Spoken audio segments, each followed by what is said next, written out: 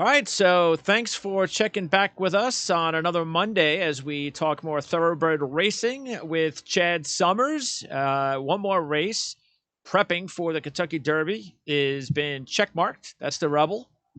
And we had a little bit of a surprise winner in the Rebel, didn't we, Mr. Chad? Yeah, you had to look. Make sure you look twice, right? Old One Eye, Un Ojo. What a remarkable horse! Cool story.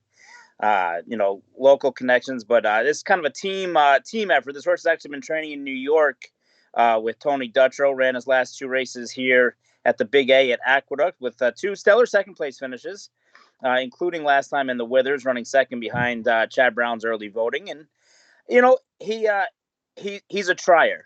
Is he a Kentucky Derby winner? Is he going to crack our top 10 list? We'll soon find out. But the one thing nobody will take away from him is every time he runs, he just runs his little heart out. And he set a good trip. It was a really, really good ride.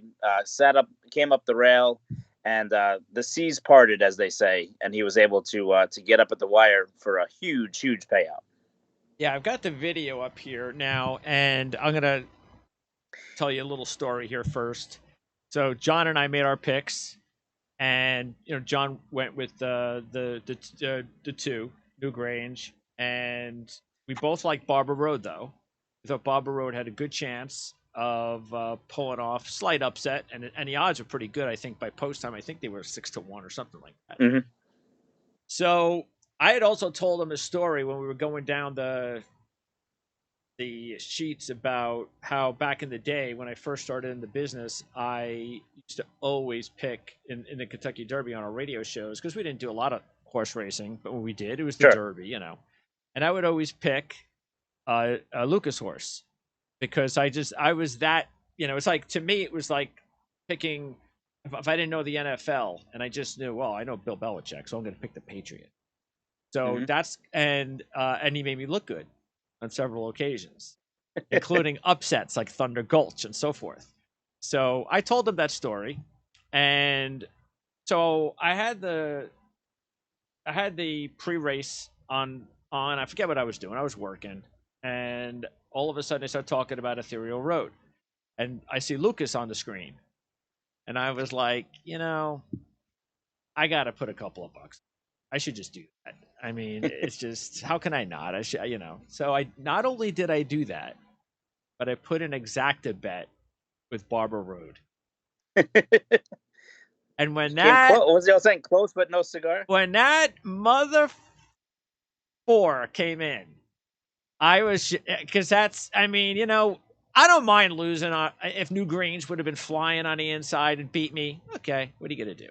But when a 75-1 shot knocks off your $100 exacta on a $2 bet, you get pretty upset.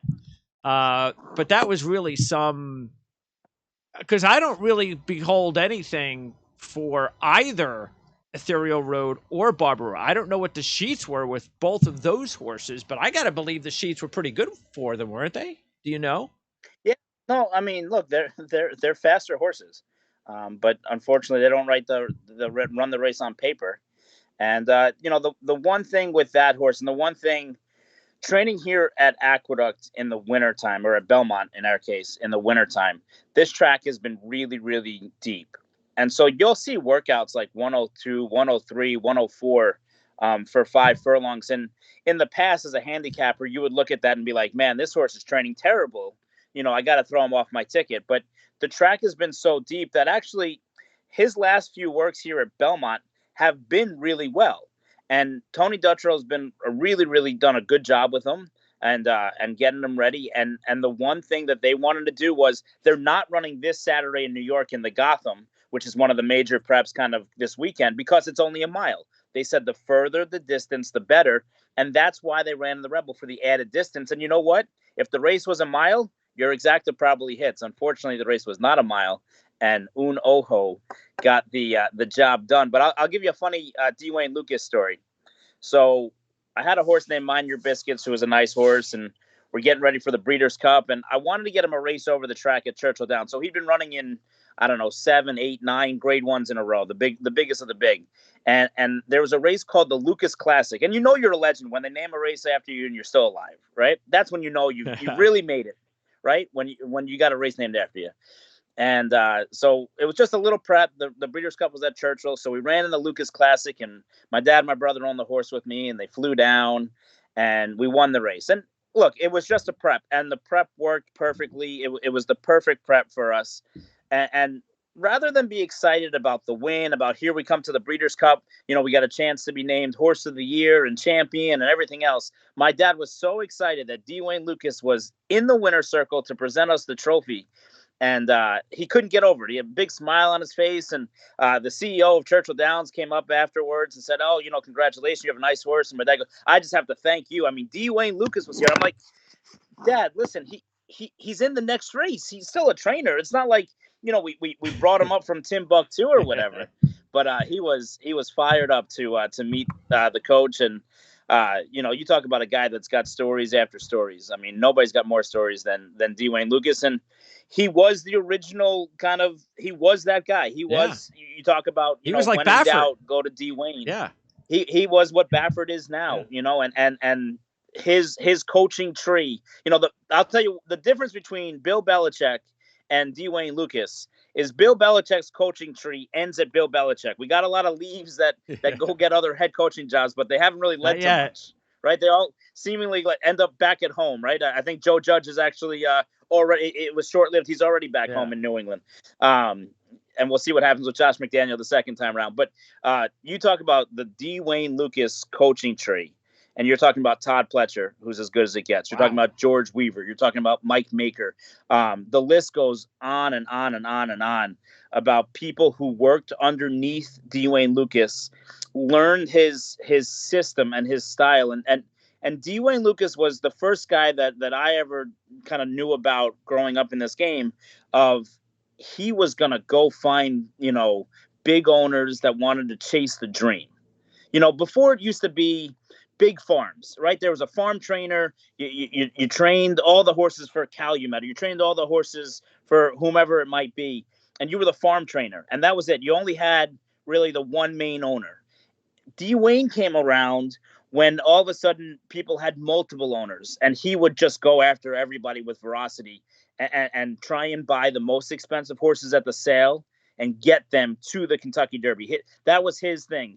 He was a basketball coach, and he wanted to make it to the championship, which was to him the Kentucky Derby. And he did. I mean, you talk about a guy, I think he won the Triple Crown once with 3 different horses, which has never been done since or before. So, that's who D Wayne Lukas was, and that's who D Wayne Lukas is. And anyone thinks that the game has gone, kind of passed him by.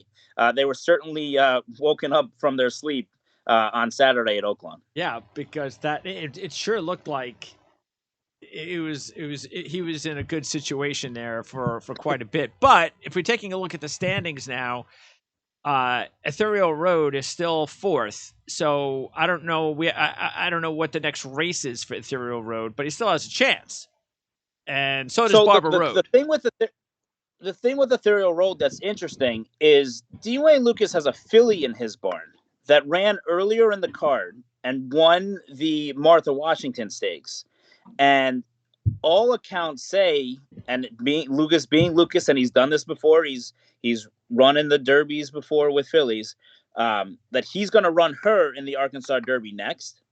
She has enough points for the Oaks. And so does he double down and run Ethereal Road also in the Arkansas Derby? Or do we see him hit the road and maybe take a shot in Louisiana at Fairgrounds, or maybe go to Kentucky for the Bluegrass? There's a lot of moving parts right now. This is truly the meat and potatoes of your schedule, right? When we talked before on the first couple of shows, those 10-point races, that's your non-conference schedule. Yeah. You're dipping your toe in the water. You're trying strategies. You're trying different jockeys. It doesn't matter if you win or you lose. You want to just keep moving forward. You want to keep improving. Well, now you need to win. Now you need to move forward. Now the points start adding up. Is Barber Road's 3rd in the Rebel and 2nd in the other race? Is that going to be enough points to get in? Maybe, probably not. So that next race is so important, and so there's a lot of strategy now, kind of, that gets involved in playing a game of chess and figuring out where other horses are going and where your horse fits from a talent level, from a strategy level. Maybe you want to avoid, a race that has a lot of speed horses in the race. Who You makes might that want to go call to an easier. first? Like, who is it all about which trainer decides, okay, this is the race that we're going to go?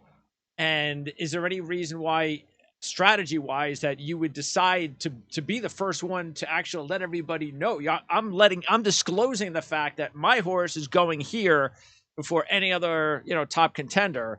How do you strategize that about whether or not you're just, I don't care who's there, that's where I'm going to go, that's the horse, that's the place that's best for my horse, don't care what the competition is, as opposed to, I need, like you just said, I need to find out who my competition is before I make that call? Well, a lot of times, the connections are going to get together, the trainers and the owners, and they're going to figure out and map out the best plan for their horse.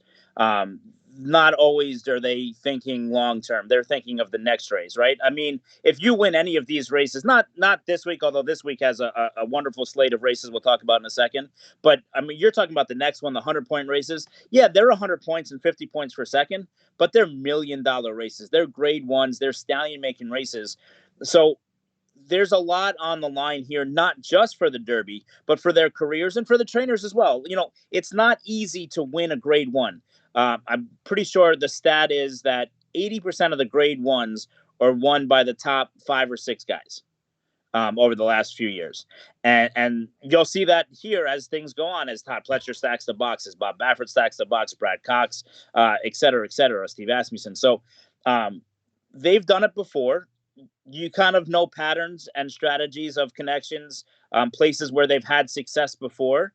And so that kind of lays into it. Maybe they've run well in the past at Keeneland. They've run well in the past in New York at Aqueduct. So there's all sorts of things that go on. And then, Jonathan and the sheets, they'll get a lot of phone calls too, because everybody now wants to know what sheet number everybody got and how long they should give them between races and how fast are the other horses they're running against. It's another tool in the tool belt to figure out which race you think your horse is the best shot, because everybody wants to go to the Kentucky Derby. Look, I've been very blessed and very fortunate to make that walk a few times on the first Saturday in May. And when you're walking over with your horse from the backside to the front side with the crowd going absolutely bananas, the cameras are on every single connection and everything else, it's unforgettable. And I'll tell you, that was one of the best experiences and worst experiences of my life. The first time I was associated with a horse in the Derby was 2004, and we make the walk over. Everything's great. It's fantastic. And I'm looking around, and there's cameras on Smarty Jones, and there's cameras on this one and that one. And I said to my boss, I said, where's the camera on us? And she's like, no, there isn't one. And the owner leaned over and said, they know we don't have a chance. Is that but nowadays, that's not the case anymore, right? That they'll have 20 cameras on 20 horses? Basically, yeah. I mean, look, you have to now. NBC does a remarkable job never know. of that. And Fox Sports actually is doing the Belmont this year for the first time ever. So the Triple Crown is actually split up between NBC and Fox, which has never happened in the history of the sport. And we're going to see who gets the job calling the Belmont Stakes. It could be a Triple Crown on the line, because Larry Coleman's under contract with NBC. I don't think will be the one calling the Belmont Stakes. So is there a chance, and I'm going to put this out here first, I've never said this to anybody, okay? Everybody loves Tom Durkin, greatest racetrack announcer of all time. He's been retired for a few years. The year he retired was the year American Pharoah won the Triple Crown. He's never called the Triple Crown. If there's a horse going for the Triple Crown, can we bring Tom Durkin back out of retirement and say, Tom, just call the Belmont Stakes for us. Let's call a Triple Crown winner home. Yeah, that's why I'm throwing that out there now. Whoever owns that horse, though, might not think that's a good idea. Don't jinx my horse. Stay home. Oh man. No, I don't want him in that booth. Okay, so coming up, well, actually, just again, the difference between the points now is we still have only a few races left. Pretty much the big races this weekend for 50 points, and then it'll turn over to 100 points, and that is a huge weekend. I mean, you've got Fountain of Youth at Gulfstream, you have the Gotham at Aqueduct. You've got the San Felipe at Santa Anita. So those are 50s. this Saturday. You also have a 10-point, but nobody cares about that. So, but that's just his weekend. So it's 3 50-point Derby prep races. And John and I are going to have our work cut out for us to figure out how we're going to. Big deal, too. Gulfstream actually drew today. They want to give you, they know that you guys are struggling with your handicapping after watching the show last week. So they're going to give you guys a couple extra days to prepare. Yeah. But it's going to be a full field of 14 when they draw later on today in the Fountain of Youth. And talk about that's a good wagering race then. Yeah, you talk about good wagering race. A lot of horses on our top 10 list are going to show up in there. Really? And, some earning horses, so that's good. And the Gotham, we're going to see if somebody can kind of start separating themselves from the pack. We still don't know if Chad Brown's going to run early voting back. He won the last race beating Un Ojo, which obviously kind of flatters his form a little bit, who was second. We're going to see Bob Baffert shipping in from California with Rockefeller as he continues to try and run in every 3-year-old race just to show Churchill that they're going to hurt if they don't keep him in the Derby. So he hasn't. As of today, none of the top Derby contenders at Bob Baffert's training have left his barn. No. Interesting. I mean, you talk about a show of loyalty, huh? That's a lot of loyalty there from a lot of big owners. Interesting. I don't know. He's a guy that's done it before. Yeah.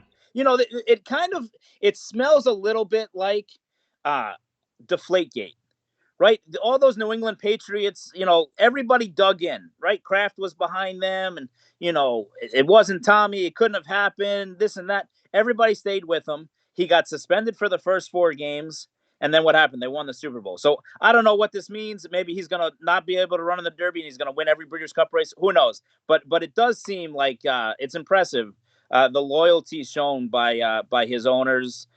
Staying right by his side. And by the way, he won a $1.5 million race and ran second for $20 million overseas in Saudi Arabia on Saturday. So he's not hurting for cash right now. And that's the thing is that, as you mentioned last week, I mean, this is a once in a lifetime opportunity most of the time. And that's got to be the toughest of all is if you, I forget if you have owners who have been there maybe a couple of times and believe they're going to be there again. All right, that I can probably get. But if I'm somebody who's never been in the Derby before, and I've got a Derby contender this year, and maybe I just signed up with Baffert a couple of years ago, and maybe, I don't know, maybe I will be with Baffert for the next 10 years, maybe I won't. Who knows? Nobody knows. That's a tough one. You may never get another chance, and to just bypass the Derby is tough. Look, it's not easy. So many things go wrong. No matter how much you spend on a horse or you have the staff you have around. I mean, the best horse in the world right now is a horse named Life is Good. Okay? He won the Pegasus. He won the Breeders' Cup. He's going to go run in Dubai on March 26th. Can't wait. We'll be there live for that. But he's a horse. Maybe. I could still hear you. You're good. Okay. He's a horse that was Bob Baffert's Derby horse last year. And one of the best horses, according to Bob Baffert, that he's ever trained. Ever. And he got hurt after winning one of the prep races. And then all of a sudden, he didn't have a chance to run in the Derby.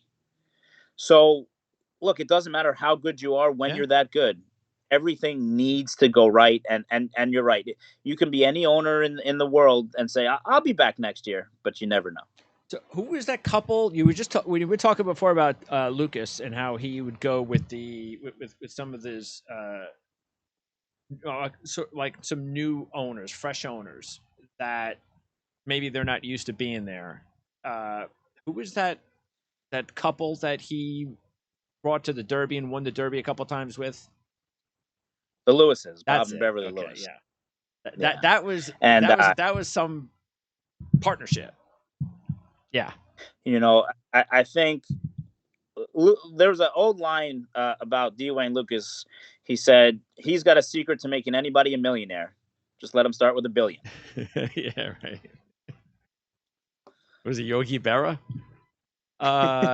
Okay, so taking a look at the standings again, because at this point it still doesn't matter because they got all these $100-point races coming up after this Saturday.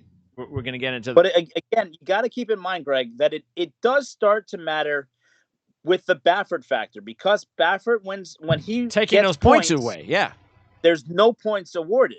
So all of a sudden, when maybe you need, you're talking about, the bottom half of your bracket, right? These are your, 15 through 20 spots, but it could be 15 points gets you into the Derby. Yeah. When in years past it wouldn't have. So running second, or even running third here, or even running fourth and getting the 1 point or the 2 points, yeah, they do start adding up. You never know. Tiebreakers. Un Ojo. Just quick analysis. Do you just think that's a one-off? No, I think he's a hard-trying horse. I mean, he's going to close. He's going to get the distance of the Derby. It won't be a problem being a mile and a quarter. Being a New York bred, it'll be cool to see him in the Belmont Stakes going a mile and a half. The reason he doesn't make our top 10 list, though, is it was a slow race on Saturday. The number's going to come back very slow, and he's going to have to get much faster to beat some of the better horses that we've seen so far on the Derby Trail. Now, that being said, he keeps showing up. He's going to keep moving up. And you're now talking, he was second in a $500,000 race at Aqueduct. He came back. He was second in the first Derby prep race behind a really nice Chad Brown horse. And now he won a big money race. So it's not, you don't want to take anything against him. I don't think this was a 75 to 1 shot that we'll never hear from ever again. I just think the road's going to get kind of tougher, and I'm not sure he's going to work out that unbelievable trip again like he did last time. And the reason he was part of the reason he was 75 to 1 is because Newgrange was there.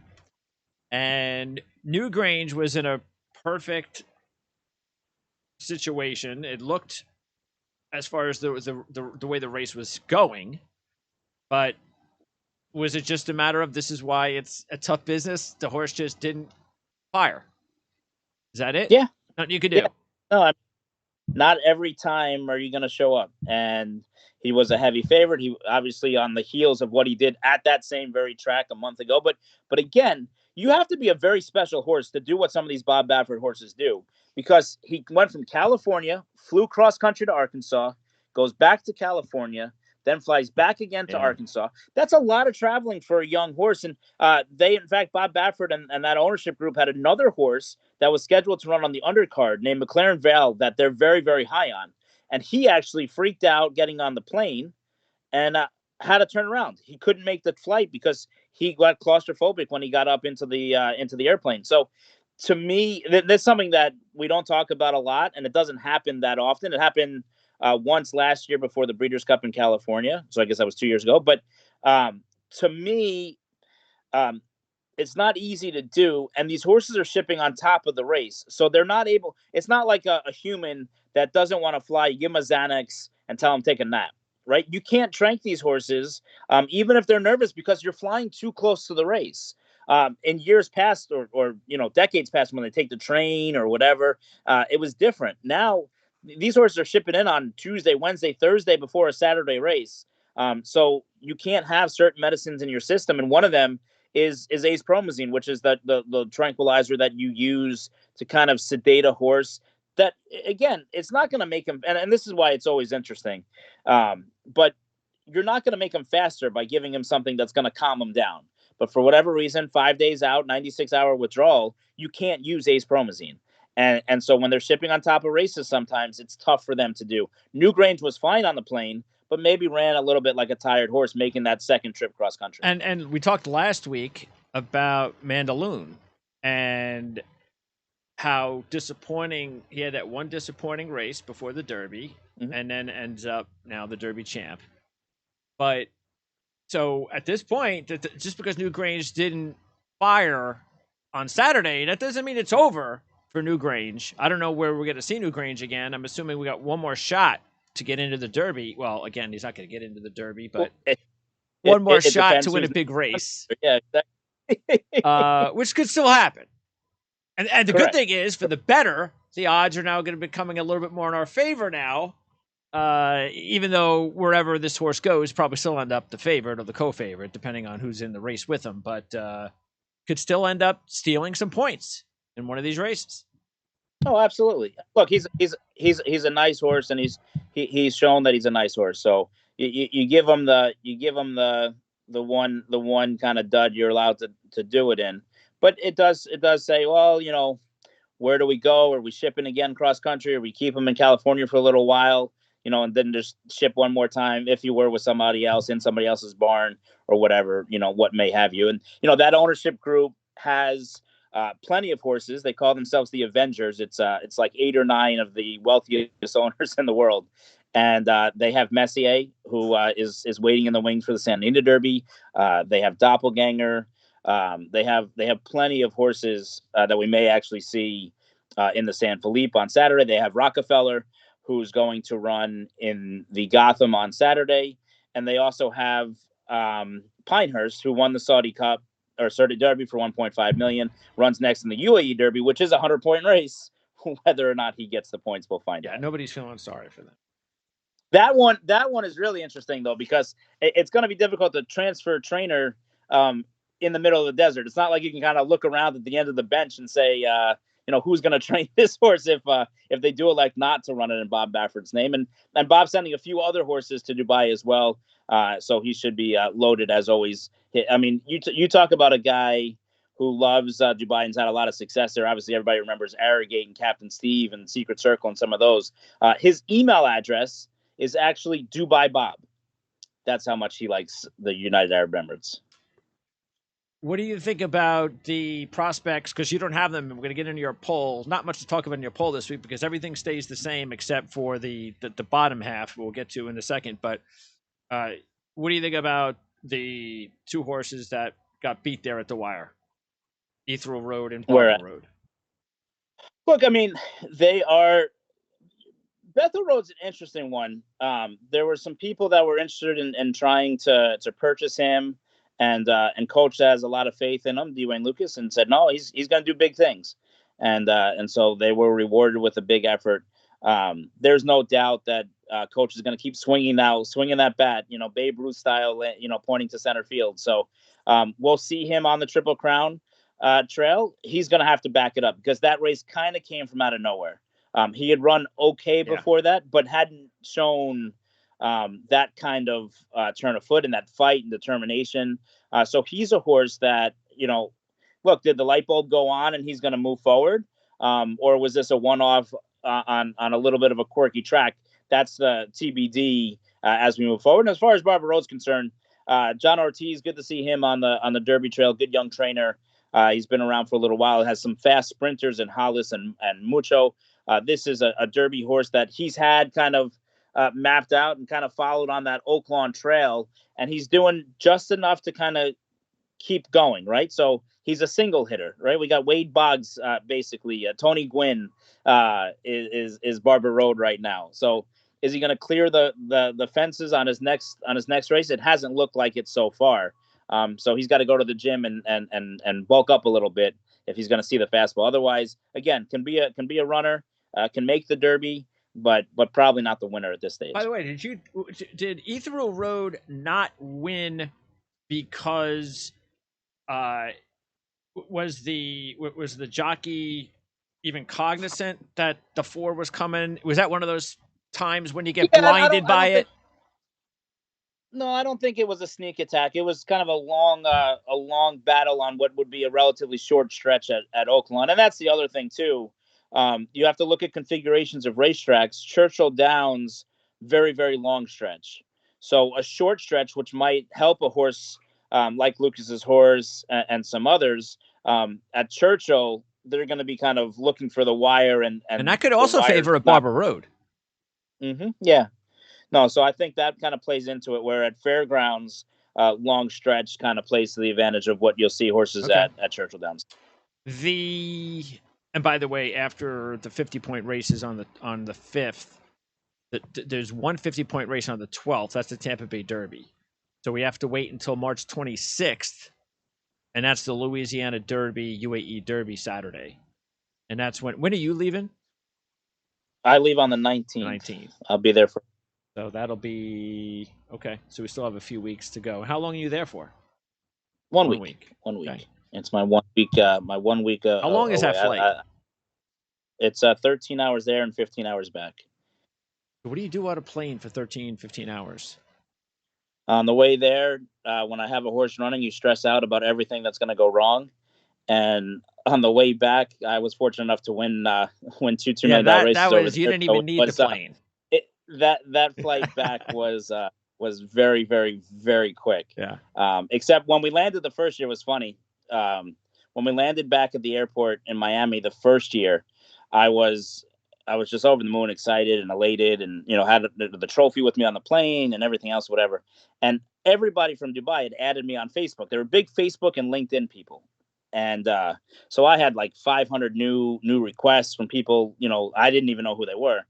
And the thing comes over the loudspeaker and it says, this plane is going to be searched by Homeland Security. And I was like, oh, man, I said, I wonder if they looked at my Facebook page and there's a whole bunch of stuff going on or whatever the case may be. But it ended up being, just a routine check and things of that nature. But it's a wonderful place. Anybody that can go should. And there's going to be fans there this year. There wasn't last year. So should be a really, really good time. And again, to see a horse like Life is Good take on the world's best. I think the results might be different this time. The Saudi Cup, the local Saudi Arabia horse won. He shocked the world. He better strap it on if he's going to beat Life is Good in the world. What time is what is the time difference? 7 hours. Okay, so then what time? What time? 7 to 8. What's that? 7 to 8 hours. Okay, so then the actual broadcast of the top races would be Eastern time when? So I think we go on our air over there about 3 o'clock, which is early for you guys. I think normally like the big race is like 11:30, something like that. In the evening, Eastern time. In the morning, your time. Morning time. Okay. Yeah. So a lot of my owners didn't go when Mind Your Biscuits was running over there. They actually watched it with breakfast. They had little breakfast parties and biscuits and tea and crumpets and everything else. And that worked. They watched win, which was pretty cool. So again, do you like watch TV? Do you watch movies? What do you do for 15 hours? So here's the problem. Listen, Emirates Airlines is a wonderful air. I mean, I can't talk. It's my favorite airline. Okay. However, they need to fix this. Okay. If they're listening, right, we can tag them with if they're listening. They have like series, like not like one show. Like if you ride on Delta, you can see like 1 or 2 episodes of a show, and then they have an entire season of several TV shows. They have movies up the yin yang. However, it's a 13-hour flight. Yes. So every movie and every TV show that you want to watch, you're going to watch in that allotted time frame. Okay.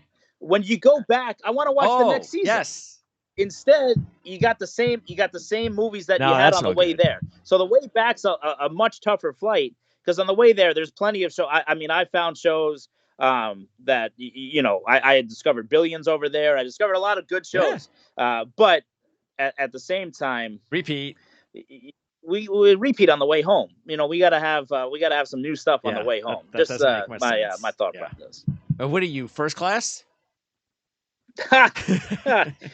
when I was in the race, I was business class, and that was nice. When you came back, you were first class. Hey, they got a glass of champagne waiting for you when you get on the plane. Drinks, food, whatever. Great menu. When you're in the regular economy, it's much tighter. And the biggest difference is the food selection is less. You're not getting champagne. But when you're in business and first class, when you finish your meal, they're taking that meal right away. When you're in economy, that meal, the empty tray sits there for 35, 40 minutes. And, I need to get my computer out. I got to be doing work. I don't have time for this. And my half-eaten pizza is still sitting on the tray, 30, 45 minutes later. So we just got to get it out of the way a little bit quicker. But it's a great time and a great trip. Okay, so taking a look at the poll here, everybody can see it, is the fact that there are no changes with the exception of Morello moving into the 10th spot, moving Charge It from 10 to 9. Shahama is out because Shahama will not be racing in the Kentucky Derby, but instead the Kentucky Oaks. So that means that Morello gets the 10th spot. So tell us a little bit about Morello. He's a young horse. Won impressively first time out for Steve Asmussen in New York. His assistant, New York assistant Toby Sheets, does a great job as always. And broke a little slow, ran on, made a big move, ran back in a 7 furlong race. His second start, very professional, ran very very quickly, did everything the right way. Is supposed to tentatively scheduled to run this Saturday in the Gotham. So just trying to kind of preempt this with Shahama. We finding out late Saturday night that she's not going to run in the UAE Derby. She's not going to get the points and head for the Oaks. There was an open spot. And, I figured maybe this horse, I think, can win the Gotham. Obviously, you're waiting to see who comes. If he wins the Gotham, then he's a top 10 worthy horse. And I'm just going to get a jump on it. Okay, so out of the 10 horses in your poll, how many are racing on Saturday? A lot. We got Emmanuel, who has kind of been that big hype horse. A lot of people on the train with him already for Todd Pletcher. He's going to run. He runs against Rattle and Roll, who's going to make his first start of the year for Kenny McPeak. 2 versus 3. They're in the Holy Bull. Maybe Mo Donegal, who was briefly on the list before. He's tentatively going to run in there as well. So there's a lot of horses on that list that are there in California.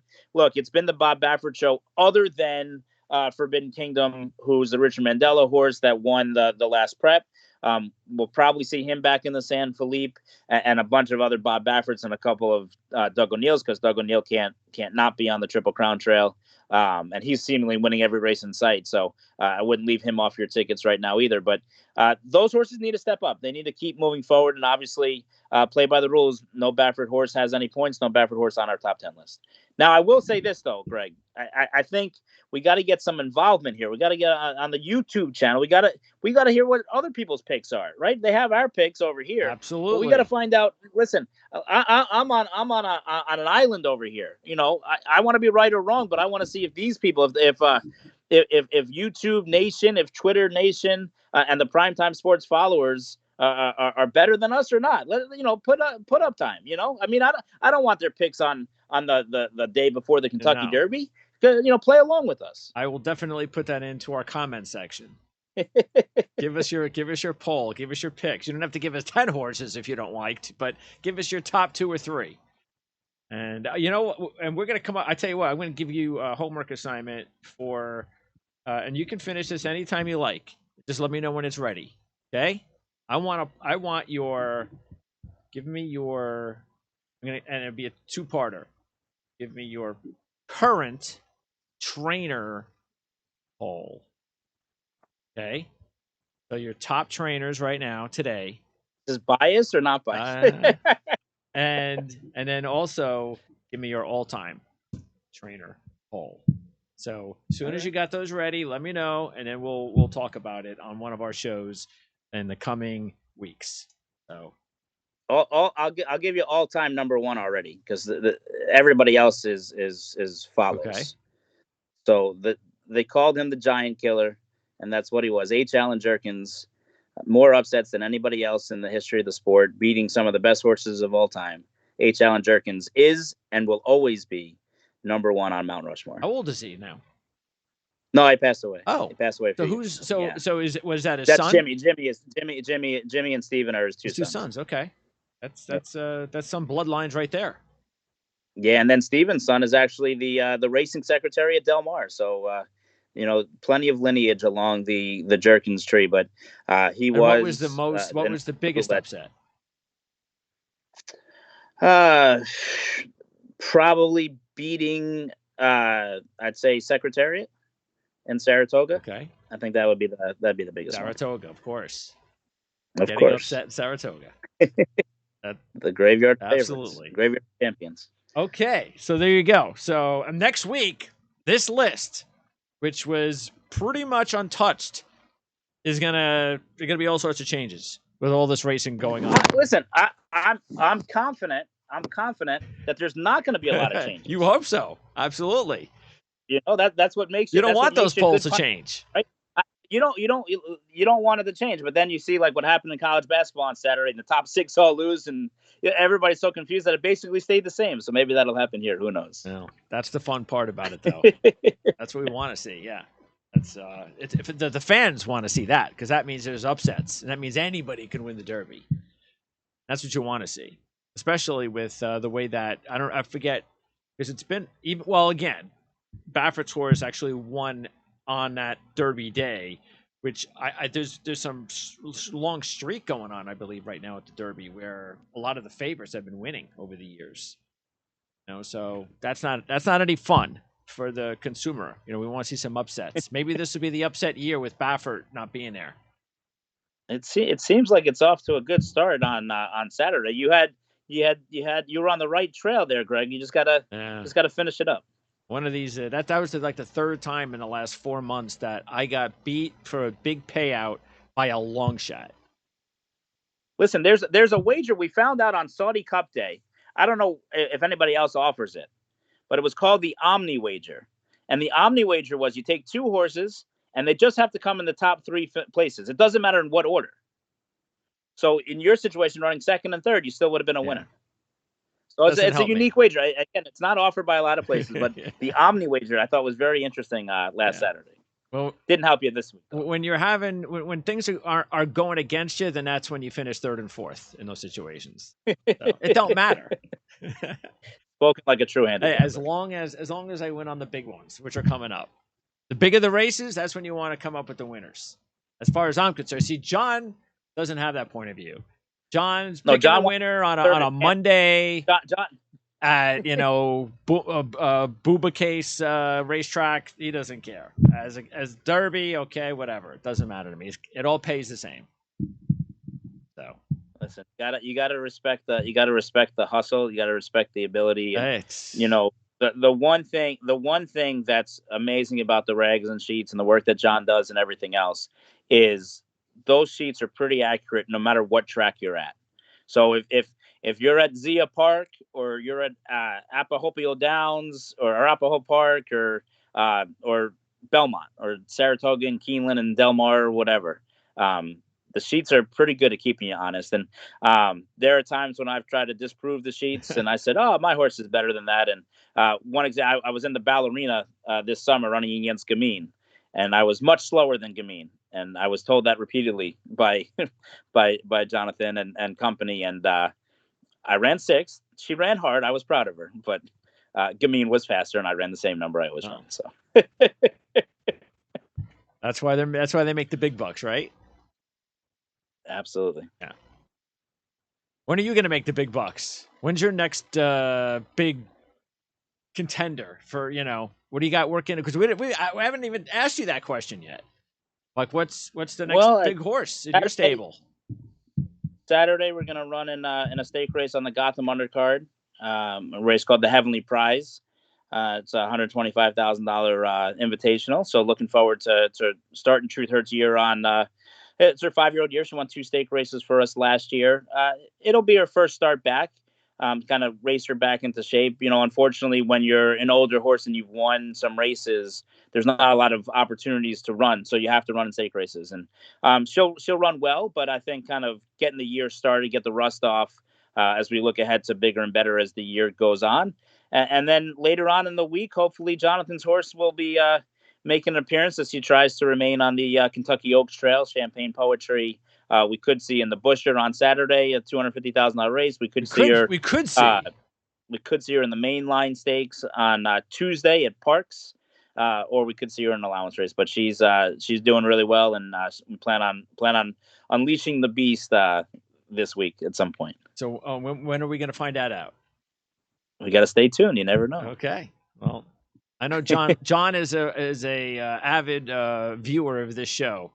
So look, the earlier we tell Jonathan, the quicker he won't sleep at night. So it's better to keep him in the dark as well as everybody else. Good move. Well, let me know, guys, between the two of you, so I can watch and we can let everybody know, especially if it winds up being after the show on Friday. And then we can, after the show on Friday, so we can let all our viewers know on Friday's show when John's horse is running, because we want to be rooting for him big time. Because that horse has got guts. That horse has got promise. She needs to get a little bit of a longer nose is what she needs. That's all she needs. That's it. All right, Chad. Appreciate it. We'll talk to you next week. Thank you. You got it. Thanks, Greg.